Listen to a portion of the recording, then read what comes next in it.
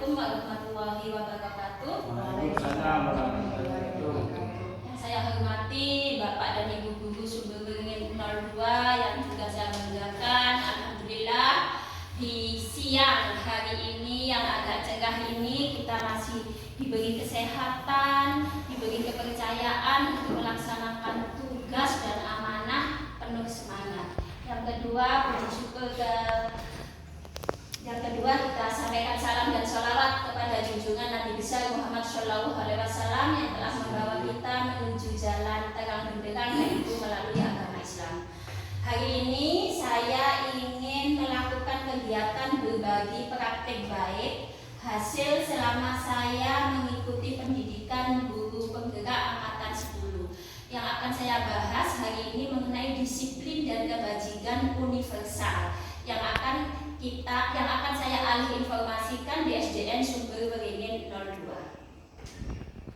Bapak Ibu semuanya, ini adalah tema saya hari ini, yaitu berbagi praktek baik, disiplin dan kebajikan universal. Ya, udah tegang. Ini adalah gambar PP saya, sangat cantik karena perempuan dan itu menit. Ini saya sebagai JGP, masih JGP. Yang ketiga ini adalah ibu fasilitator saya, Ibu Dina dari Ponorogo. Jadi orang jauh tapi tetap masih wilayah Jawa Timur. Nah, yang saya utamakan di sini dibahas adalah mengenai disiplin dan kebajikan universal. Kita sehari-hari sudah terbiasa dengan kata-kata disiplin yang agak timbul tanda tanya mungkin ini kebajikan universal. Sebetulnya saling berhubungan. Disiplin sudah paham semuanya, yaitu mengenai tanggung jawab terhadap segala tindakan yang dilakukan berdasarkan pada kebajikan universal. Nah, jadi sebetulnya disiplin dengan kebajikan universal ini saling terkait. Supaya lebih lebih mengetahui, lebih mengenal, maka di sini dijelaskan kebajikan universal itu nilai-nilai kebajikan yang disepakati bersama dan berlaku secara universal lintas agama, suku, budaya, bahasa maupun latar belakang. Kalau disiplin ini kadang-kadang tidak bisa lintas agama ataupun lintas suku. Misalnya kalau tata tertib kita, mungkin karena kelas kita ini rata-rata Muslim, bisa kita di kelas itu memperlakukan disiplin, anak-anak perempuan datang ke sekolah diusahakan untuk menutup aurat, bisa. Tapi kalau sudah kita menggunakan kebajikan universal itu tidak bisa kita gunakan karena tidak bisa lintas agama. Jadi universal itu lebih besar, lebih umum ruang lingkupnya, sedangkan disiplin itu lebih lebih sempit lagi, lebih khusus. Jadi umumnya itu universal. Kita lanjutkan. Kalau sudah berbicara tentang disiplin, kita akan berhubungan nanti dengan istilah hukuman, konsekuensi, dan restitusi. Karena kita sebagai guru itu akan berhubungan dengan ini. Masalahnya kita itu akan bersosialisasi dengan murid untuk mengkondisikan kelas dengan baik. Nah, kita ketahui kalau hukuman itu harus terjadi. Mengapa dikatakan harus terjadi? Karena kita sepihak hukuman itu. Ya kadang-kadang, bukan kadang-kadang, saya yang paling sering ya memang spontanitas. Saya tidak pernah bertoleransi dengan anak-anak, langsung saya memberikan hukuman kepada anak-anak itu tanpa ada anak-anak itu kesempatan memberikan alasan kepada saya. Tapi tujuan saya dari hati nurani saya yang paling kecil adalah untuk menjadikan anak-anak itu lebih baik. Mungkin caranya yang kurang baik. Yang kedua, anak akan tersakiti, jelas ini sudah. Yang ketiga, korban mendapat keadilan. Korbannya mendapat keadilan. Enak sudah wis. Yang melakukan kesalahan dengan saya sudah dihukum sama TV kan itu. Membuat murid tidak nyaman, jelas dalam jangka waktu panjang. Karena dia merasa tidak pernah ditanya dulu apa sebab musababnya. Dia maunya diadili kayak apa? Saya langsung sudah wis, kamu keluar kelas, kamu nyapu halaman. Dia tersakiti agak panjang, maksudnya dalam jangka waktu 5 menit, 2 menit masih merasa jengkel pada saya. Gitu. Yang kelima sifatnya paksaan, jelas memaksa kita. Mengontrol anak dengan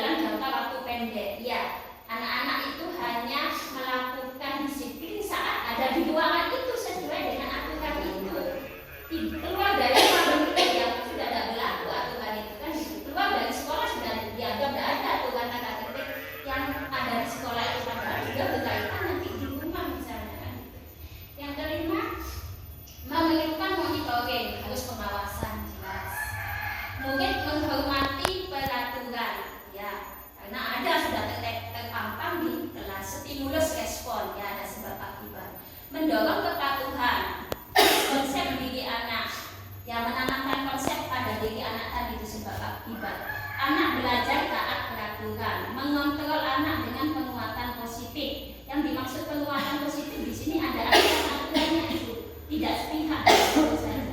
Dibuat guru dan murid membantu dengan mengingatkan peraturan. Jadi tidak, kami sekarang hari Senin kok pakai sepatu putih, padahal di aturan kita harus pakai sepatu hitam. Sebetulnya saya juga harus diingatkan kalau Senin kadang saya lupa. Langsung nggak ada jadi pakai. Nah, yang ketiga yaitu restitusi. Ini hal baru untuk saya. Saya belum kenal ini dan ini yang memang diinginkan diterapkan oleh semua guru. Merupakan pilihan. Jadi kita ke anak-anak itu memberikan pilihan saat dia kena masalah. Misalnya dia datang terlambat, akhirnya tidak piket. Maka dia diberi pilihan. Kamu mau piket di dalam kelas apa di luar kelas? Ada seperti itu. Jadi saya mencoba untuk melakukan, kamu nyapu halaman apa nyapu kelas? Tapi nadanya yang masih kurang bagus. Itu nadanya. Jadi anak-anak masih merasa jadi misalnya lagi anak itu di kelas keket, bertengkar. Maka saat kita leleh sudah nyaman kondisi, kita berikan pilihan dukungan. Kamu supaya ini bisa sama-sama nyaman, korban dengan yang menyakiti istilahnya, maka hukumannya kita kasih pilihan. Bersihkan kamar mandi, nyapu halaman, tidak istirahat tapi kamu bersih-bersih kelas, seperti itu. Jadi kita bisa untuk belajar menanya ke anak, menguatkan jangka panjang. Ini walaupun tidak ada kita, anak-anak itu akan ingat itu sebetulnya. Ingat. Korban mendapatkan ganti, ya. Korbannya akan mendapatkan ganti karena konsekuensinya kita akan mendapatkan pada korban juga. Tadi saya coba di kelas saya, ya memang agak nyaman. Jadi kayak dulu saya tanya, setelah kamu direbut pensiunnya, kamu inginnya apa sih untuk kamu supaya kamu tidak sakit hati? Dia bilang, ya kita maaf bu, bukan idenya kita. Ayo kamu minta maaf ke dulu. Biasanya kan kita seperti itu. Jadi anak-anak dilatih untuk ikhlas, untuk keluar dari dirinya sendiri. Jadi murid bertanggung jawab atas perilakunya. Murid akan menghormati dirinya dan orang lain. Jadi dia menghormati dirinya, bukan dipaksa-paksa karena gurunya yang minta maaf. Jadi dari hati nuraninya dia. Teori kontrol, konsep diri kuat. Hanya keyakinannya saat saya melakukan kesalahan, saya minta maaf. Saya melakukan kesalahan, saya bertanggung jawab. Dibuat oleh murid sendiri. Maksudnya dibuat oleh murid sendiri, bukan guru yang menentukan. Kita ajak murid untuk konsekuensi bersama. Jadi antara pelaku dengan apa yang melakukan, nah yang tersangka juga dibuat bersama-sama. Guru menguatkan dengan keyakinan kelas.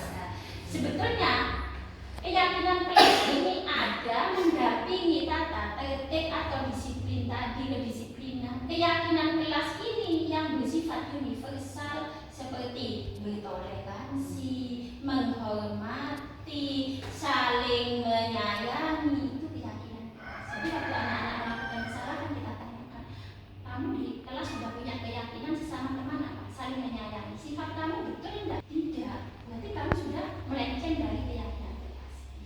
Jadi anak-anak itu enggak, kalau tata tertib kan memang harus ada di kelas, tapi kan enggak hafal, terlalu banyak. Makanya didampingi dengan keyakinan kelas. Keyakinan kelas itu yang dinamakan tadi universal itu. Jadi apa ya?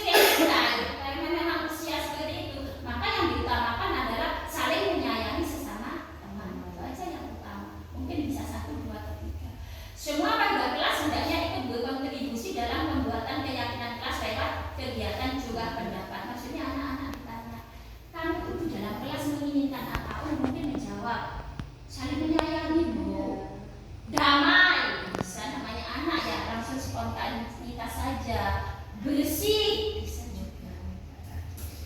Berarti kalau bersih kan harus ya, mengembalikan barang pada tempatnya, kan seperti itu.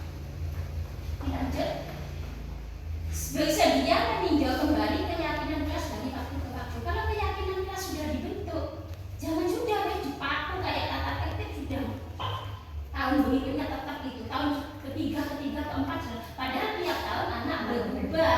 Makanya bisa kita tinjau ulang, kita tambahkan atau kita kurangi. Oh, ini sudah bagus, kita tambahkan yang memang belum.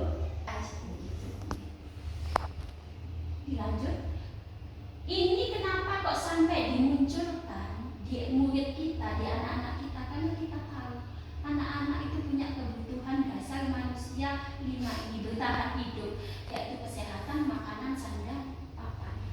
Ini bukan orang dewasa saja. Kadang anak-anak kita datang ke kita itu dalam kondisi padahal tidak sarapan.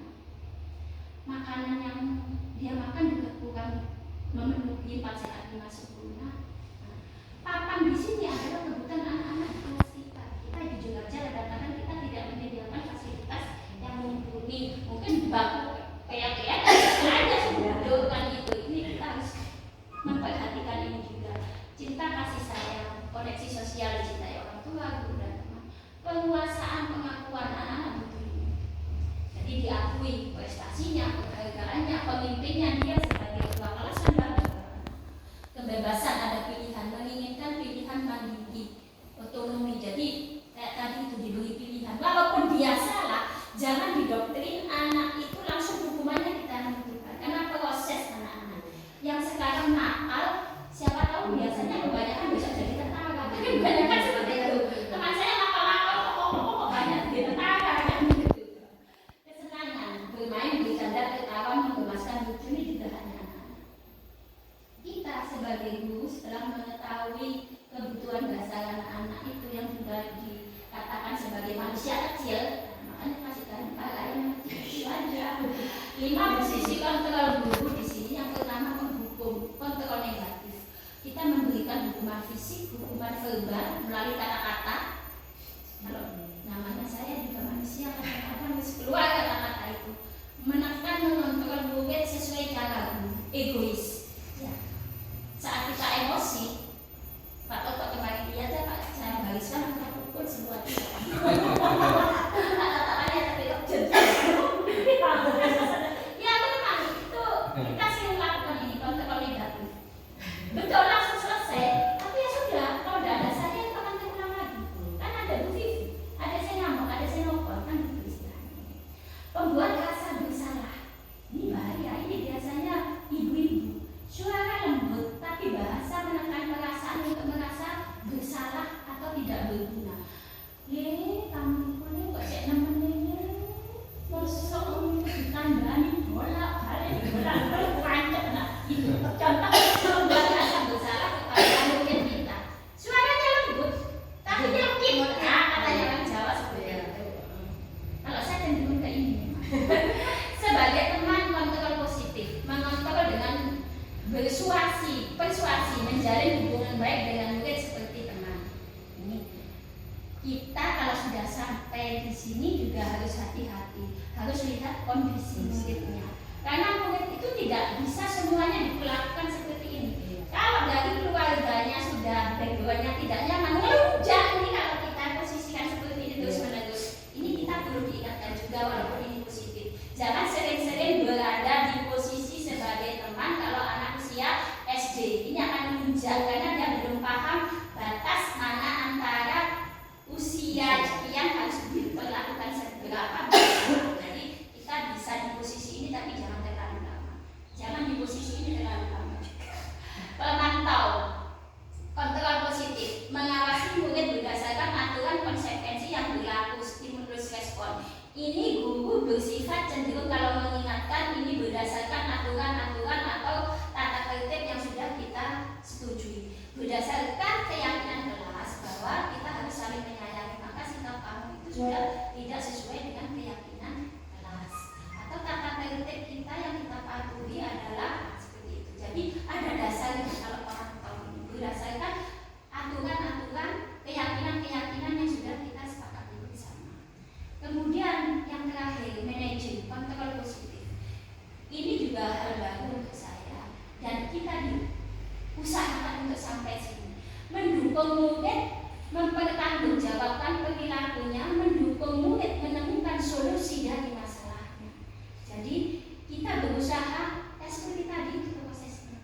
Saat murid melakukan kesalahan, kita berusaha untuk, saya tidak mau tahu siapa yang salah, siapa yang benar. Yang saya inginkan adalah mengembalikan kalian kepada kondisi yang nyaman. Maka untuk kembali pada kondisi yang nyaman, kamu sebagai pelaku harus sadar bahwa perbuatan kamu itu melenceng, tidak sesuai dengan sudah yang kita terapkan pada keyakinan kelas, aturan. Jadi anak itu diajak untuk menyadari kesalahannya itu dari dirinya sendiri, bukan diberitahu sekitar kamu salah karena kamu tidak.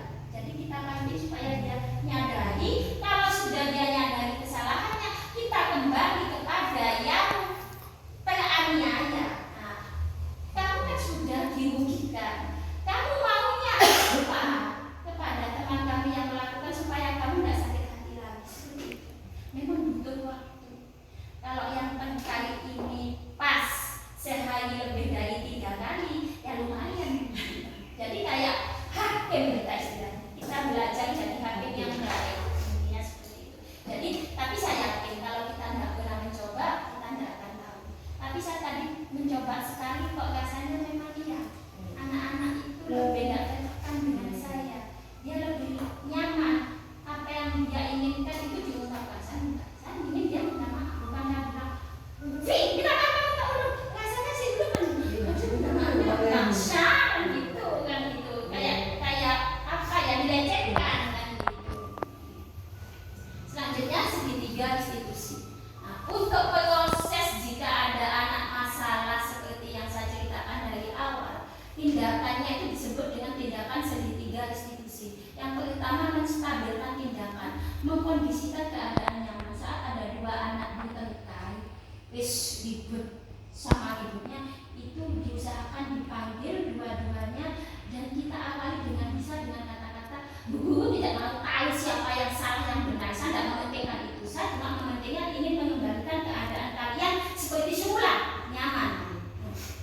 Bu Vivi bukan terima laporan, tapi Bu Vivi ingin menyelesaikan masalah." Jadi dikondisikan seperti itu. Bisa juga orang bertengkar itu biasa, tapi yang luar biasa adalah bisa menyelesaikan masalahnya. Bertengkar itu dialami semua. Bu Vivi juga sempat bertengkar dengan orang lain kalau tidak nyaman. Tapi yang luar biasa, saat bertengkar bisa menyelesaikan pertengkaran itu dengan nyaman. Akhirnya anak-anak kan falling down istilahnya.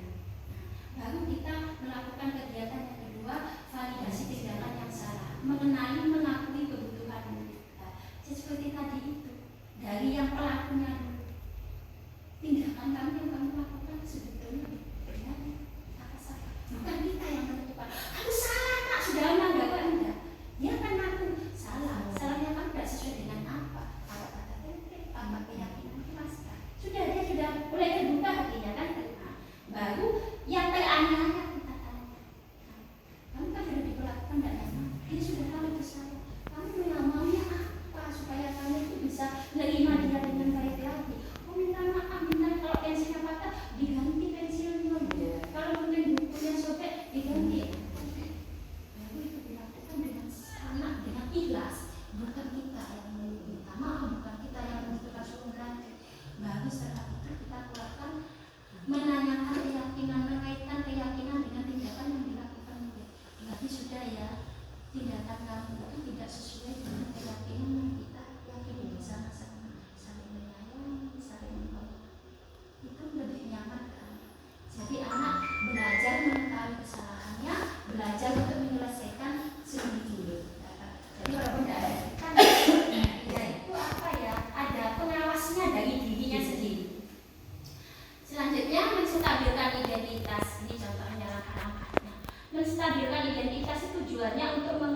identitas anak dari orang gagal karena melakukan kesalahan menjadi orang sukses. Maksudnya anak itu kan tumbuh berkembang memang. Jadi jangan sampai termakan di saya ini memang penggaweannya salah kan gitu. Suatu waktu dia bisa memperbaiki itu. Jadi kita kayak tadi itu menstabilkan.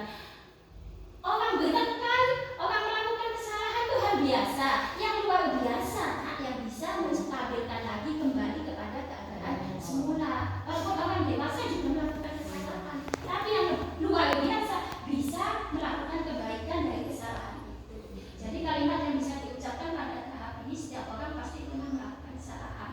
Kamu bukan satu-satunya orang yang melakukan ini. Tidak ada orang yang sempurna. Ya, saya sempat pernah, kalau saya baru sadar ya, kadang-kadang saya menyamakan anak-anak berkata nobody is perfect. Tidak ada orang yang sempurna. Kita bisa menyelesaikan hari ini. Ibu tidak tertarik mencari siapa yang salah dan siapa yang benar, tapi ini mencari solusinya. Kamu berhak merasa begitu. Mungkin kalau ada yang nangis, saya sakit bu, saya sakit ini. Ya, kamu berhak merasakan sakit seperti itu. Nah, terus maunya kamu apa? Gitu. Bukan kita yang menentukan, karena bukan kita yang teraniaya sebenarnya. Validasi tindakan yang salah tujuannya untuk menemukan kebutuhan dasar apa yang dibutuhkan murid ketika melakukan kesalahan, sehingga menemukan cara-cara yang paling efektif untuk dapat memenuhinya. Kalimat yang dapat digunakan, kamu tentu punya alasan mengapa melakukan hal ini. Dia merasa melakukan kesalahan, beri kesempatan kamu ceritakan apa sebab misalnya dan terlebih dahulu kan kita tidak tahu. Adakah cara yang lebih baik untuk mendapatkan apa yang kamu butuhkan? Mungkin saat berpensiun tadi bisa sebelum kamu bisa mengambil pensiun dengan cara yang lebih baik. Kamu patut bangga pada dirimu sendiri karena kamu telah melindungi sesuatu yang kamu anggap penting. Mungkin anak-anak kemudian melakukan kesalahan karena melindungi karena diganggu lebih awal kan gitu. Mungkin makanannya diambil karena dia merasa itu haknya dia langsung mukul. Akhirnya dia posisi salah kan karena mukul kan. Kita tanya dulu. Padahal kamu bisa melakukan yang lebih buruk dari ini, tetapi tidak kamu lakukan karena kamu bisa menahan emosi. Ini juga harus kita hargai.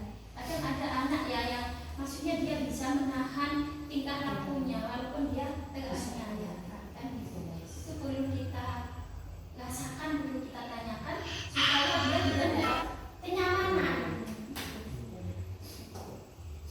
Kita lanjut yang terakhir, menanyakan keyakinan bertujuan untuk menghubungkan dengan nilai-nilai yang dia percayai dan berpindah menjadi orang yang kalimat yang dapat digunakan.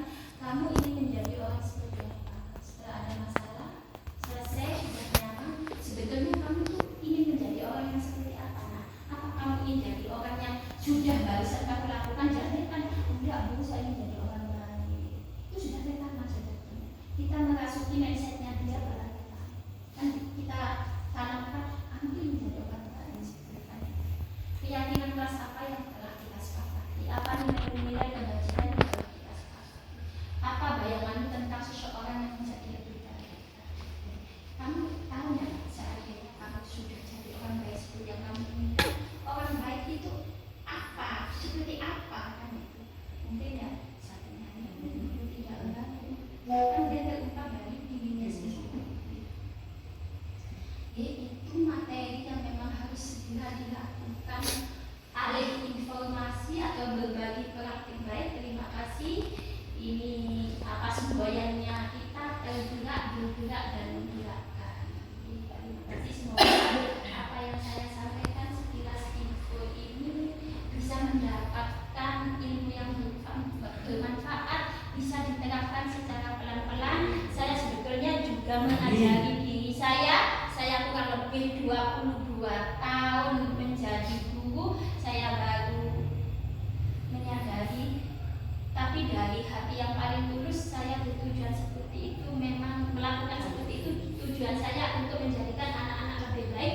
Mungkin karena latar belakang dari keluarga saya, background saya, dan saya masih termention dengan pendidikan orang tua saya, ayah saya, bahwa pendidikan agar keras itu lebih bagus daripada yang lost. Mungkin itu, tapi karena perkembangan zaman, perkembangan waktu, ayah saya dulu sekolah di sekolah Belanda, saya sekarang sekolah di Indonesia. Jadi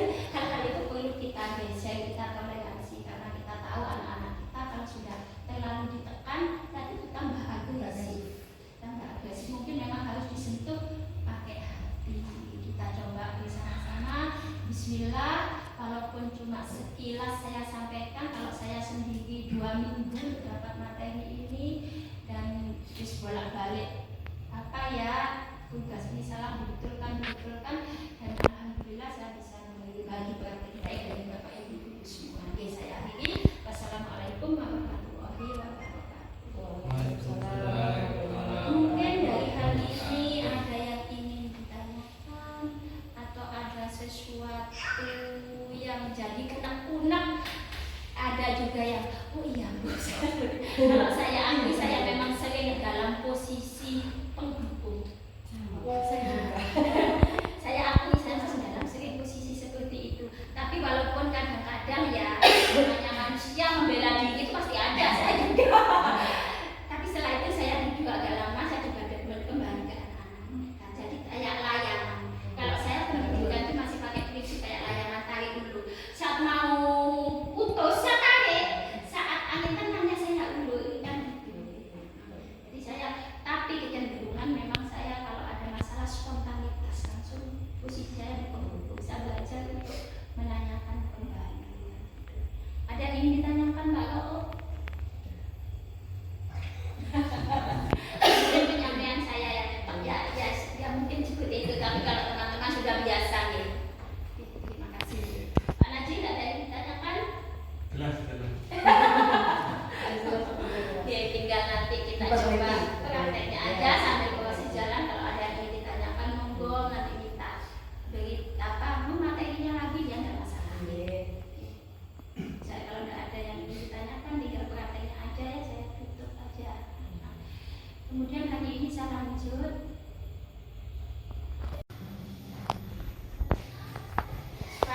Mau kemana lu? Pinjam pensil ya, silahkan pinjam yang baik-baik ya.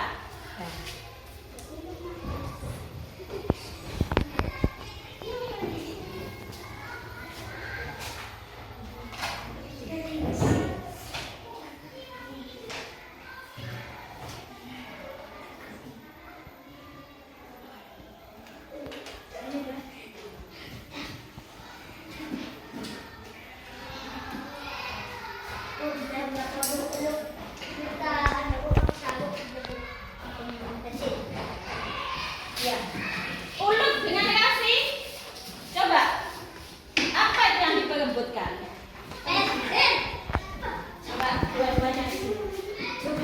Bawa pensilnya.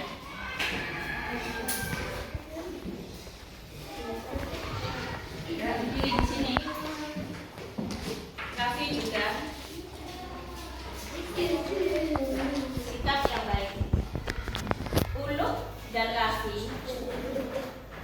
Tadi Uluk izin pada Bu Vivi mau pinjam pensil ke Raffi. Bu Vivi sudah mengingatkan pinjam dengan baik-baik.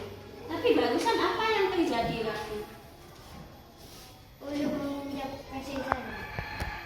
Terus kok sampai tengkar? Kenapa? Dengan Uluk mau diambil. Dipaksa. Iya. Gini, Bu Vivi tidak mau tahu siapa yang salah, siapa yang benar. Intinya Bu Vivi ingin kalian ini di kelas tidak terjadi kegaduhan. Saya tanya sekarang, Raffi, tadi pensil kamu waktu direbut oleh Uluk sampai patah apa tidak? Tidak sampai patah. Nah, perasaan kamu tadi sangat tidak nyaman apa enggak dengan sikap Uluk seperti itu? Tidak nyaman ya. Uluk, sekarang kamu yang melakukan hal tersebut kepada Raffi, kamu sekarang sudah menyadari apa perbuatan kamu? Memaksa itu sesuai tidak dengan keyakinan kelas kita yang sudah kita yakini bersama-sama kemarin? Sesuai apa enggak? Tidak sesuai. Keyakinan kelas kita mempercayai bahwa sesama teman harus bagaimana? Menyayangi. Gimana lagi nak? ya menemani, menghormati, intinya kan gitu. Iya. Raffi, sekarang kamu menginginkan apa kepada Uluk supaya kamu tidak sakit hati lagi? Minta maaf. Oh, Uluk, Raffi menginginkan kamu minta maaf. Kamu yakin, Raffi? Dengan minta maaf berarti akan timbul apa lagi?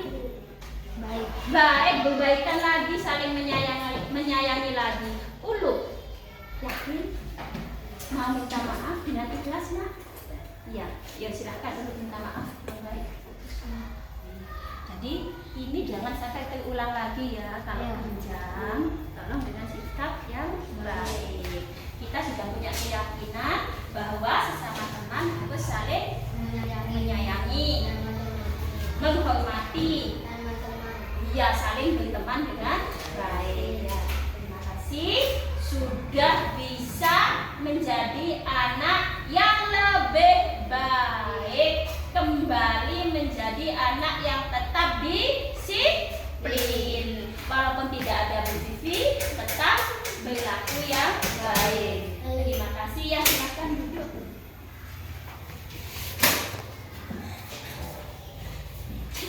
Anak-anak kelas 3 dan kelas 4, apa yang terjadi pada teman kalian itu adalah sesuatu yang memang biasa terjadi pada kalian. Terjadi perbedaan pendapat, terjadi antara yang satu dengan yang lain melakukan kesalahan dalam bergaul. Intinya, kalian jika ada masalah harus berusaha bisa menyelesaikan dengan baik dan tetap yakin pada keyakinan kelas kita yang sudah kita yakini bersama-sama. Yang pertama, keyakinan kelas kita apa? Sesama teman muda, doa yang lainnya saling menyayangi, saling menghormati, bertoleransi. Ya sudah, terima kasih, lanjutkan pekerjaan kalian. Jadi saya sudah terima kasih. Saya sudah berteman dengan Raffi. Saya sangat senang. Vivi, terima kasih. Saya dengan Uluk berteman lagi. Saya akan senang.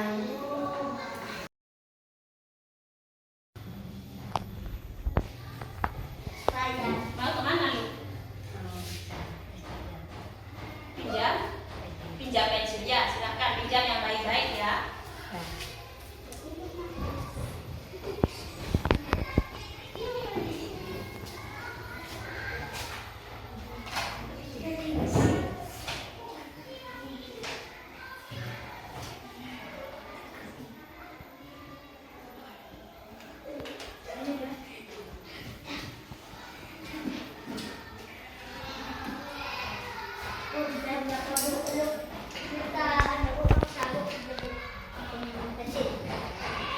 Ya. Uluk dengan Raffi, coba apa itu yang diperebutkan? Coba dua-duanya di sini. Bawa pensilnya.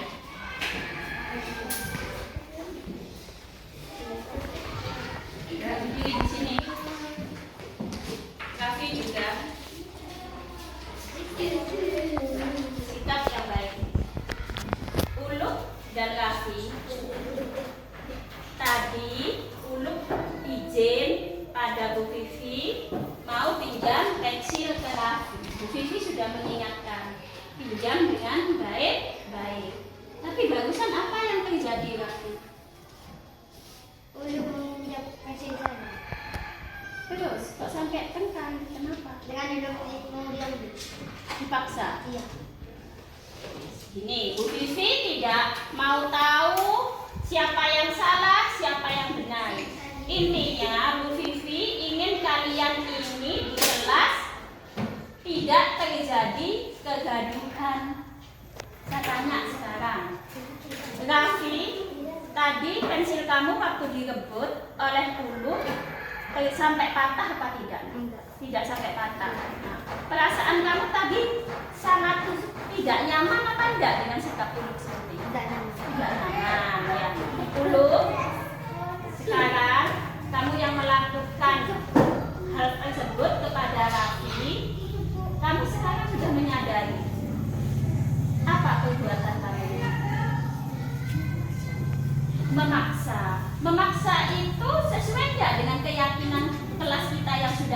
diyakini bersama-sama kemarin sesuai apa enggak?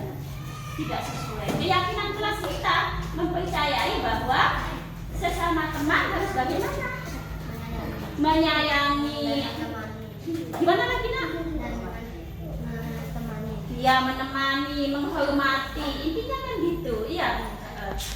Raffi, sekarang kamu menginginkan apa kepada Uluk supaya kamu tidak sakit hati lagi? Minta maaf. Oh, Uluk, Raffi menginginkan kamu minta maaf.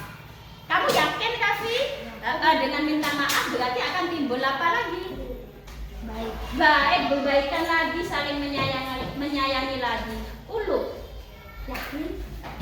Mau minta maaf dengan ikhlas, nak? Iya, ya silakan untuk minta maaf. Baik. Jadi ini jangan sampai terulang lagi ya kalau Ya. pinjam, tolong dengan sikap yang baik. Kita sudah punya keyakinan bahwa sesama teman harus saling menyayangi, menghormati, ya saling berteman dengan baik. Ya, terima kasih sudah bisa menjadi anak yang lebih baik, kembali menjadi anak yang tetap disiplin, walaupun tidak ada bervisi, tetap berlaku yang baik. Terima kasih ya, silakan duduk.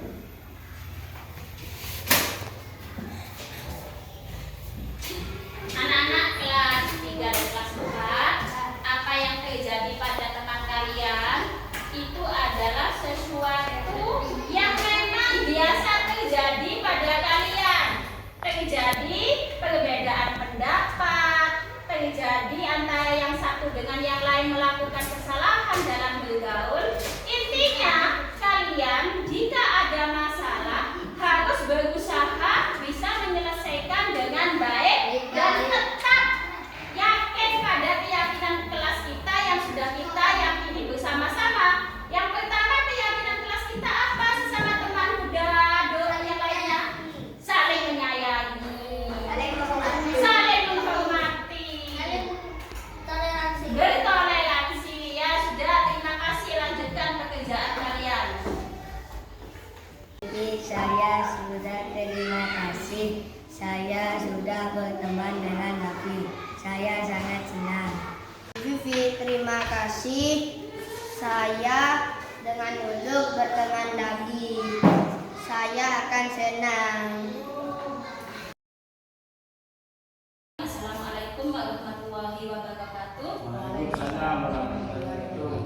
Yang saya hormati Bapak dan Ibu Guru Sumber Beringin 02 yang juga saya banggakan. Alhamdulillah di siang hari ini yang agak cerah ini kita masih diberi kesehatan, diberi kepercayaan untuk melaksanakan tugas dan amanah penuh semangat. Yang kedua, puji syukur yang kedua, kita sampaikan salam dan sholawat kepada junjungan Nabi besar Muhammad Shallallahu Alaihi Wasallam yang telah membawa kita menuju jalan terang benderang, yaitu melalui agama Islam.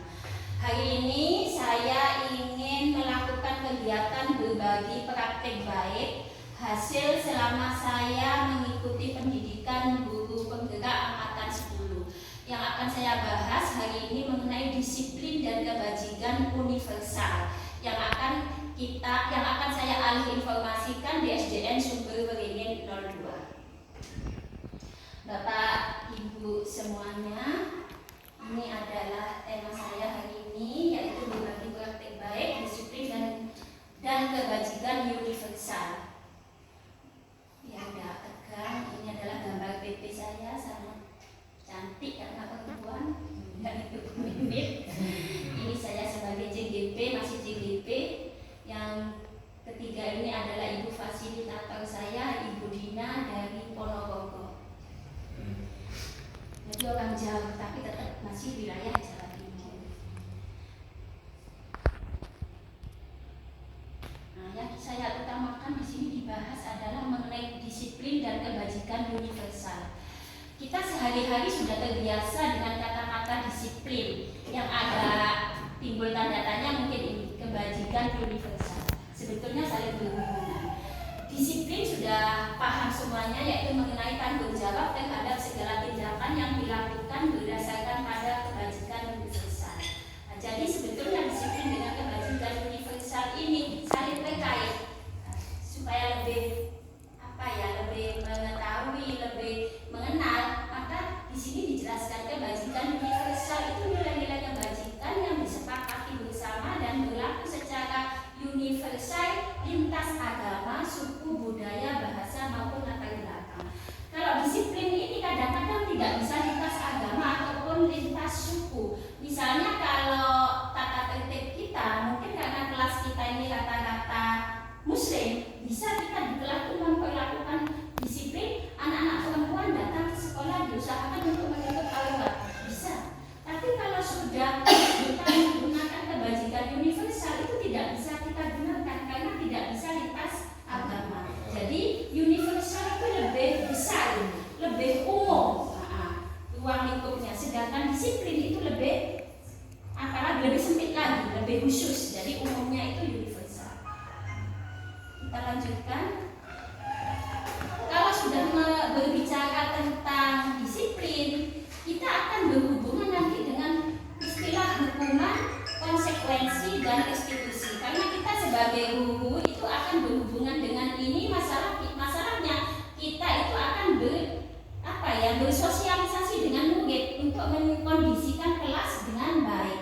Nah, kita ketahui kalau hukuman itu harus terjadi. Mengapa dikatakan harus terjadi? Karena kita sepihak hukuman itu.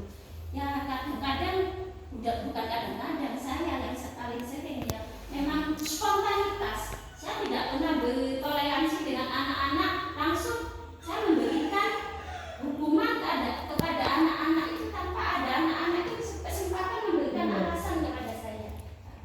Tapi tujuan saya dari hati nurani saya yang paling kecil adalah untuk menjadikan anak-anak itu lebih baik. Mungkin caranya yang kurang baik. Yang kedua, anak akan tersakiti, jelas ini sudah. Yang ketiga, korban mendapat keadilan. Korbannya mendapat keadilan. Enak sudah yang melakukan kesalahan dengan saya sudah dihukum sama Bu Vivi kan gitu.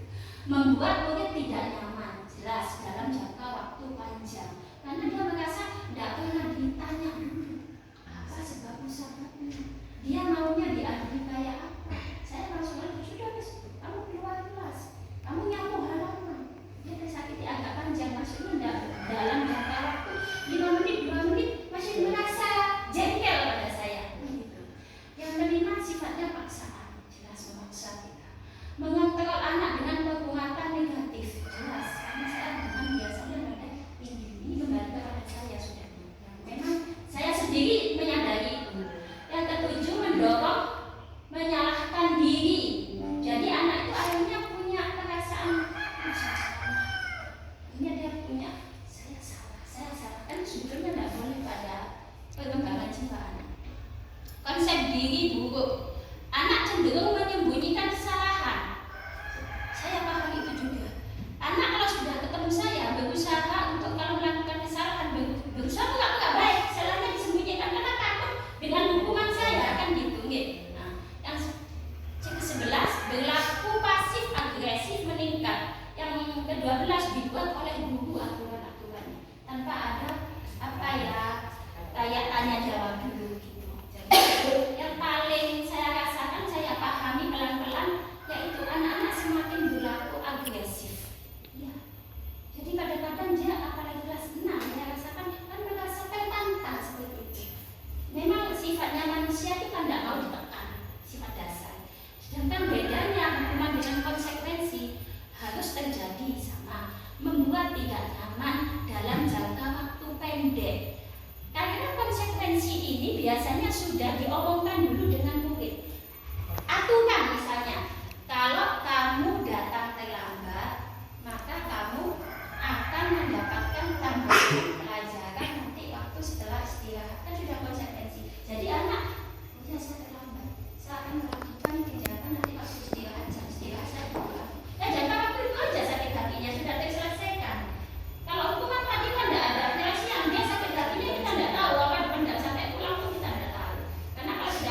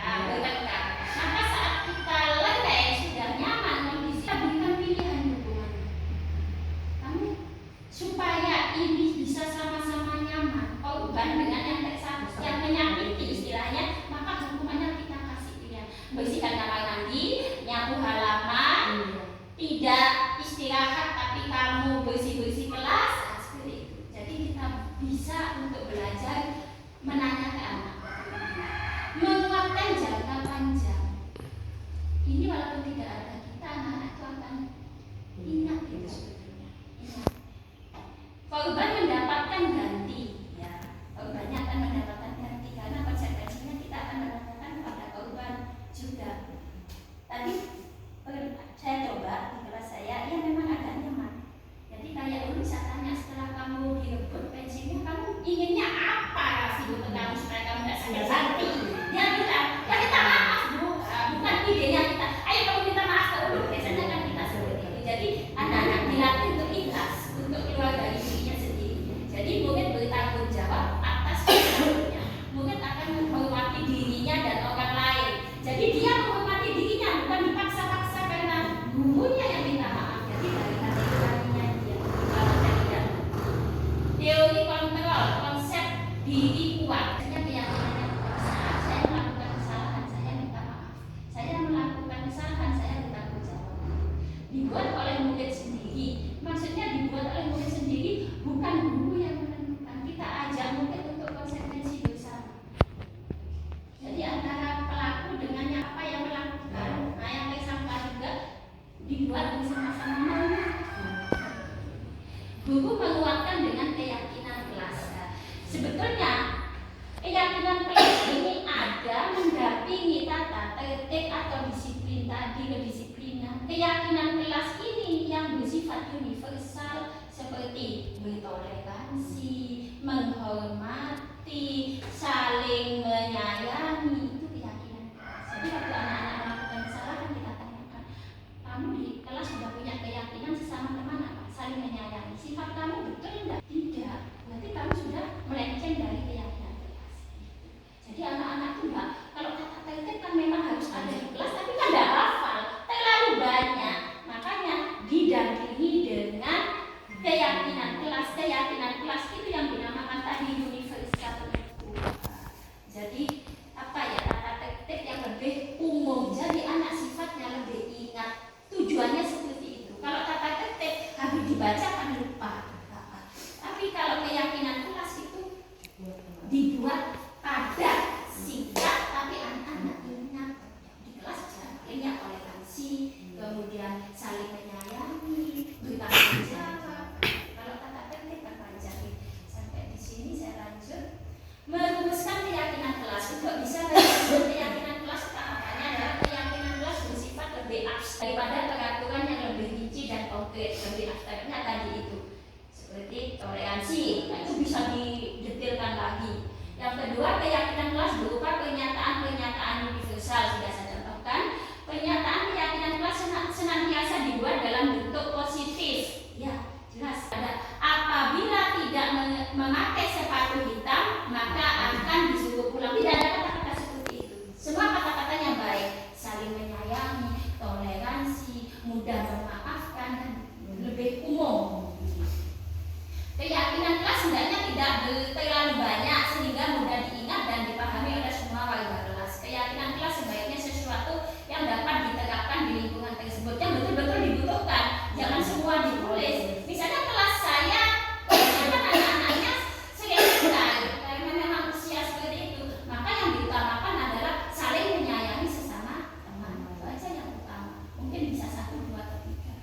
Semua warga kelas hendaknya ikut berkontribusi dalam pembuatan keyakinan kelas lewat kegiatan curah pendapat. Maksudnya anak-anak ditanya, kamu itu dalam kelas menginginkan apa? Oh, mungkin menjawab saling menyayangi bu, damai, bisa namanya anak ya, langsung spontanitas saja, bersih bisa juga.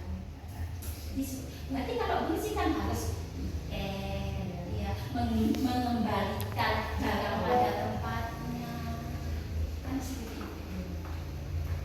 Lanjut, bersedia meninjau kembali keyakinan kelas dari waktu ke waktu. Kalau keyakinan kelas sudah dibentuk, jangan sudah dipaku kayak tata tertib sudah tahun berikutnya tetap itu, tahun ketiga, keempat.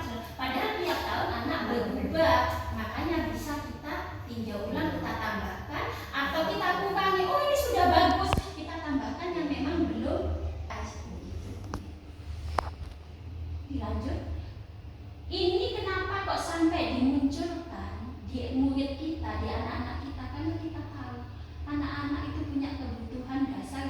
usia 5 ini bertahan hidup, yaitu kesehatan, makanan, sandang, papan. Ini bukan orang dewasa saja, kadang anak-anak kita datang ke kita itu dalam kondisi padahal tidak sarapan. Makanan yang dia makan juga kurang memenuhi 4 sehat 5 sempurna.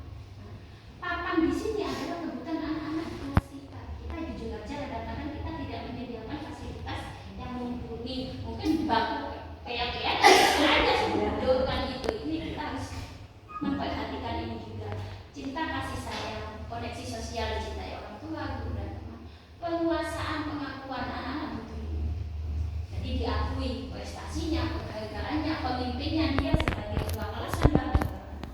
Kebebasan ada pilihan, menginginkan pilihan mandiri, otonomi. Jadi kayak tadi itu diberi pilihan. Walaupun dia salah, jangan didoktrin anak itu langsung hukumannya kita menentukan. Karena proses anak-anak yang sekarang nakal, siapa tahu biasanya kebanyakan bisa jadi tentara. Tapi kebanyakan seperti itu. Teman saya nakal-nakal, kok banyak jadi tentara kan gitu. Kesenangan bermain, bercanda, ketawa, mengemaskan lucu ini juga hanya kita sebagai guru setelah mengetahui kebutuhan dasar anak itu yang sudah dikatakan sebagai manusia kecil, makanya kasih tahu yang kecil aja. 5 posisi kontrol guru di sini. Yang pertama menghukum, kontrol negatif. Kita memberikan hukuman fisik, hukuman verbal melalui kata-kata. Kalau namanya saya juga manusia, kadang-kadang harus keluar kata-kata itu. Menekan, mengontrol murid sesuai cara guru, egois. Ya. Saat kita emosi, Pak Toto kemarin lihat ya Pak, saya bariskan kita pukul semua itu. Kata-katanya tapi ya memang itu kita sering lakukan ini kontrol negatif. Betul langsung selesai, tapi ya sudah, kalau tidak ada saya itu akan terulang lagi. Kan ada Bu Vivi, ada saya ngamuk, ada saya nopon, kan gitu istilahnya.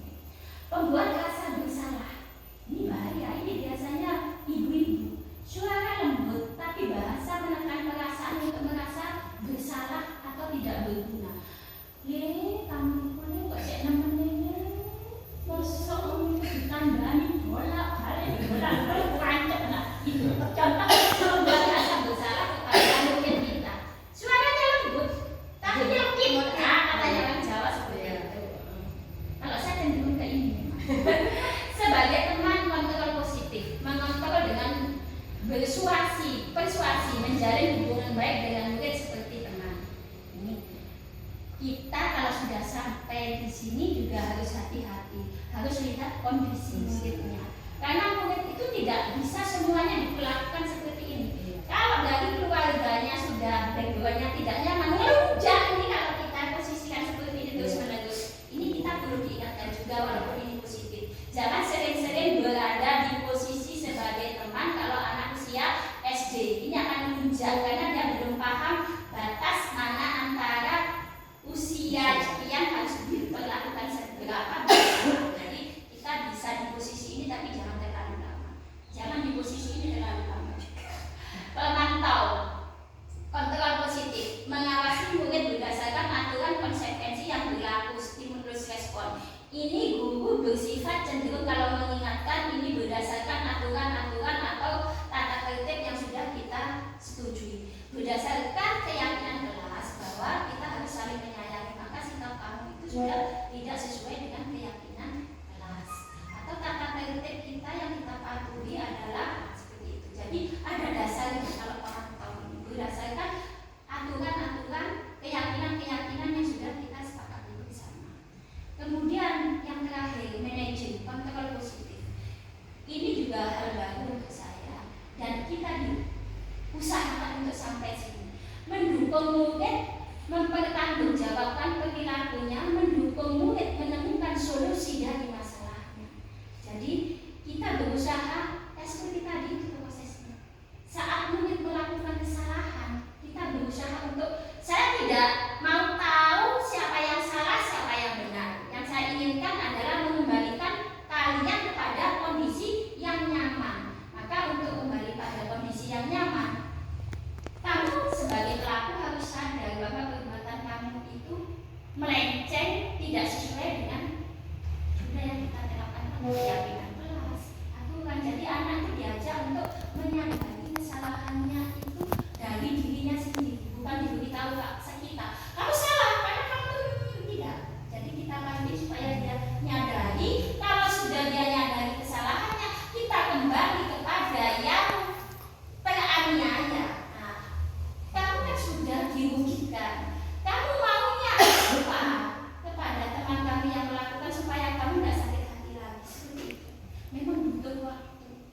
Kalau yang kali ini pas sehari lebih dari 3 kali, ya lumayan. Jadi kayak hakim kita istilahnya. Kita belajar jadi hakim yang baik. Ya seperti itu. Jadi, tapi saya yakin kalau kita tidak pernah mencoba, kita tidak akan tahu. Tapi saya tadi mencoba sekali kok rasanya memang iya. Anak-anak itu lebih tidak tertekan dengan saya. Dia lebih nyaman. Apa yang dia inginkan itu diungkapkan. Saya ingin dia minta maaf, bukan dia bilang, "Vi, kita apa rasanya sih belum maksa gitu kan gitu. Kayak apa ya, dilecehkan kan gitu." Selanjutnya segitiga restitusi. Nah, untuk proses jika ada anak masalah seperti yang saya ceritakan dari awal, tindakannya itu disebut dengan tindakan segitiga restitusi. Yang pertama, menstabilkan tindakan, mengkondisikan keadaan nyaman. Saat ada 2 anak bertengkar, ribut sama ibunya, itu diusahakan dipanggil dua-duanya dan kita awali dengan kata-kata, "Bu Guru tidak mau tahu siapa yang salah yang benar. Saya tidak mementingkan itu. Saya cuma mementingkan ingin mengembalikan keadaan kalian seperti semula, nyaman." Bu Vivi bukan terima laporan, tapi Bu Vivi ingin menyelesaikan masalah. Jadi dikondisikan seperti itu. Bisa juga orang bertengkar itu biasa, tapi yang luar biasa adalah bisa menyelesaikan masalahnya. Bertengkar itu dialami semua. Bu Vivi juga sempat bertengkar dengan orang lain kalau tidak nyaman. Tapi yang luar biasa, saat bertengkar bisa menyelesaikan pertengkaran itu dengan nyaman. Akhirnya anak-anak kan falling down istilahnya. Baru kita melakukan kegiatan yang kedua, validasi tindakan yang salah, mengenali, mengakui kebutuhan kita. Seperti tadi itu, dari yang pelakunya dulu. Tindakan kamu yang kamu lakukan sebetulnya benar apa salah? Bukan kita yang menentukan. Aku salah nak, sudah menandakan enggak? Dia kan aku salah. Salahnya kamu tidak sesuai dengan apa? Kata-kata template, apa keyakinan kita. Sudah, dia sudah mulai terbuka hatinya kan? Baru yang teraniaya kita tanya. Kamu kan sudah diperlakukan tidak nyaman. Dia sudah tahu itu salah. Kamu maunya apa supaya kamu itu bisa menerima dia dengan baik lagi? Minta maaf, kalau pensilnya patah diganti pensilnya, kalau mungkin bukunya sobek diganti. Lalu itu dilakukan dengan sangat, dengan ikhlas. Bukan kita yang minta maaf, bukan kita yang menentukan suruh ganti. Baru setelah itu kita keluarkan, menanyakan keyakinan, mengaitkan keyakinan dengan tindakan yang dilakukan. Berarti sudah ya, tindakan kamu itu tidak sesuai dengan keyakinan yang kita yakini bersama-sama. Itu lebih nyaman kan? Jadi anak belajar mengetahui kesalahannya, belajar untuk menyelesaikan sendiri. Jadi walaupun tidak ada kan, ya itu apa ya? Ada pengawasnya dari dirinya sendiri. Selanjutnya menstabilkan identitas. Ini contohnya langkah-langkahnya. Menstabilkan identitas itu tujuannya untuk mengubah identitas anak dari orang gagal karena melakukan kesalahan menjadi orang sukses. Maksudnya anak itu kan tumbuh berkembang memang. Jadi jangan sampai termakan di saya ini memang penggayaan salah kok kan gitu. Suatu waktu dia bisa memperbaiki itu. Jadi kita kayak tadi itu menstabilkan. Orang bertengkar, orang melakukan kesalahan itu hal biasa.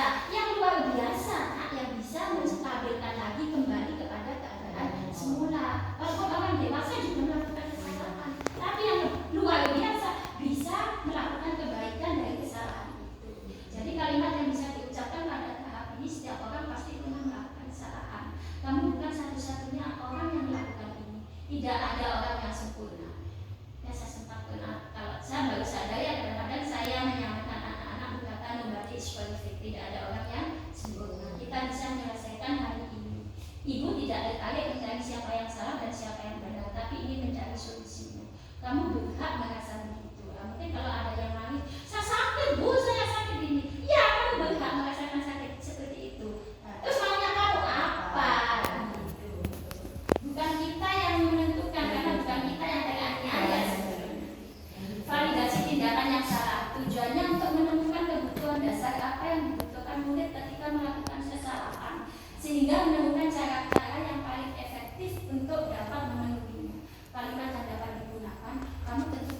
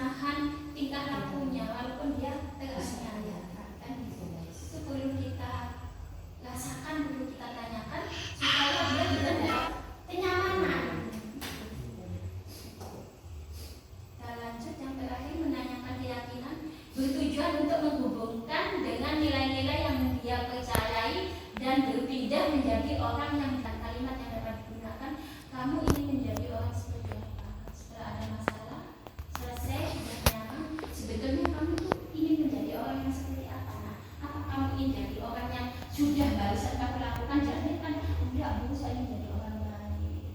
Itu sudah tertanam sebetulnya. Kita merasuki mindsetnya dia pelan-pelan. Kan kita tanamkan, ambil menjadi orang baik. Keyakinan kelas apa yang telah kita sepakati? Apa nilai-nilai kebajikan yang telah kita sepakati? Apa bayanganmu tentang seseorang yang menjadi lebih baik? Kamu tahu nggak seandainya kamu sudah jadi orang baik seperti yang kamu inginkan? Orang baik itu apa? Seperti apa kan itu? Mungkin ya satu hari itu tidak membantu. Kan dia terungkap dari dirinya sendiri. Itu materi yang memang harus segera dilakukan. Alih informasi atau berbagi praktik baik. Terima kasih. Ini apa semboyannya kita tergerak, bergerak dan menggerakkan. Terima kasih, semoga apa yang saya sampaikan sekilas info ini bisa mendapatkan ilmu yang bermanfaat, bisa diterapkan secara pelan-pelan. Saya sebetulnya juga mengajari diri saya kurang lebih 22 tahun menjadi guru, saya baru menyadari. Tapi dari hati yang paling tulus saya bertujuan seperti itu, memang melakukan seperti itu tujuan saya untuk menjadikan anak-anak lebih baik. Mungkin karena latar belakang dari keluarga saya, background saya, dan saya masih termention dengan pendidikan orang tua saya, ayah saya, bahwa pendidikan agar keras itu lebih bagus daripada yang los. Mungkin itu, tapi karena perkembangan zaman, perkembangan waktu, ayah saya dulu sekolah di sekolah Belanda, saya sekarang sekolah di Indonesia. Jadi hal-hal itu perlu kita geser, kita toleransi, karena kita tahu anak-anak kita kalau sudah terlalu ditekan, tadi itu tambah agresif. Mungkin memang harus disentuh pakai hati. Kita coba bersama-sama. Bismillah. Walaupun cuma sekilas saya sampaikan, kalau saya sendiri 2 minggu dapat materi ini dan terus bolak-balik apa ya tugas ini salah dibetulkan, dan alhamdulillah saya bisa berbagi praktik baik dengan Bapak Ibu semua. Oke, saya akhiri. Wassalamualaikum warahmatullahi wabarakatuh. Mungkin dari hal ini ada yang ingin ditanyakan atau ada sesuatu yang jadi unek-unek. Ada juga yang oh iya Bu, kalau saya akui saya memang sering dalam posisi penghubung.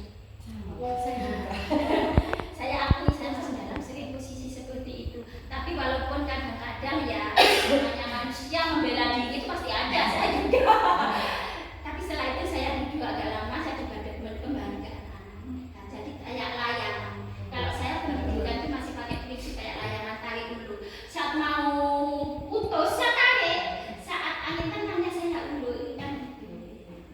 Jadi saya, tapi kecenderungan memang saya kalau ada masalah spontanitas langsung posisi saya di penghubung. Saya belajar untuk menanyakan kembali. Ada yang ingin ditanyakan Mbak Loo? Mungkin penyampaian saya ya tetap ya mungkin seperti itu, tapi kalau teman-teman sudah biasa gitu. Terima kasih. Pak Najib, ada yang ditanyakan? Jelas. Ya, tinggal nanti kita coba prakteknya aja sambil proses jalan. Kalau ada yang ingin ditanyakan monggo, nanti kita beri materinya lagi ya nggak masalah. Saya kalau nggak ada yang ingin ditanyakan tinggal prakteknya aja ya, saya tutup aja. Kemudian hari ini saya lanjut.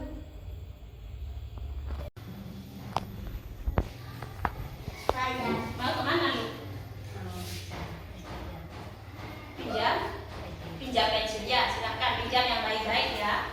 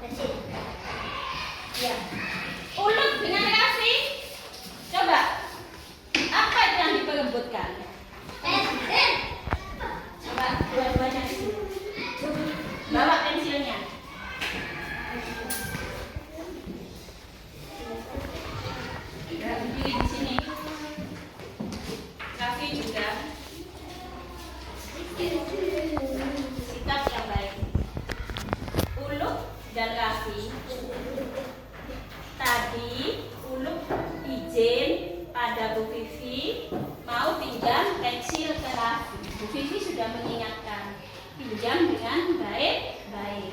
Tapi barusan apa yang terjadi, Raffi? Uluk menginjak pensil saya. Terus kok sampai tengkang? Kenapa? Dengan uluk menginjak Dipaksa. iya. Gini, Bu Vivi tidak mau tahu siapa yang salah, siapa yang benar.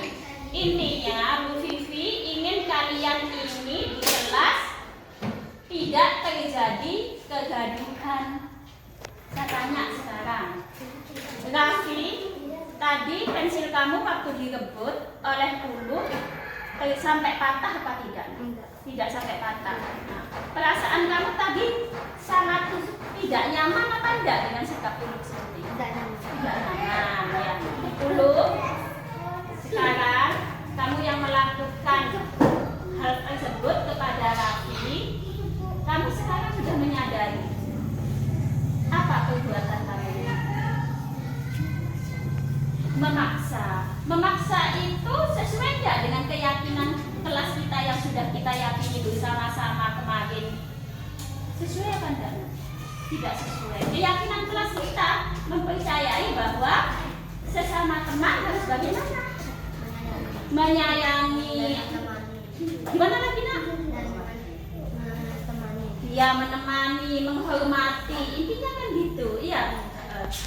Raffi, sekarang kamu menginginkan apa kepada Uluk supaya kamu tidak sakit hati lagi? Minta maaf. Oh, Uluk, Raffi menginginkan kamu minta maaf. Kamu yakin, Raffi?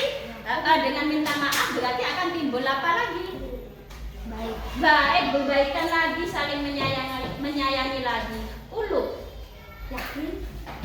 Mau minta maaf di nanti kelas, nak? Iya, ya silahkan Uluk minta maaf. Baik. Jadi ini jangan sampai terulang lagi ya. Kalau pinjam, tolong dengan sikap yang baik. Kita sudah punya keyakinan bahwa sesama teman harus saling menyayangi, menghormati, ya saling berteman dengan baik. Ya, terima kasih sudah bisa menjadi anak yang lebih baik, kembali menjadi anak yang tetap disiplin. Walaupun tidak ada Bu Vivi, tetap berlaku yang baik. Terima kasih ya, silakan duduk.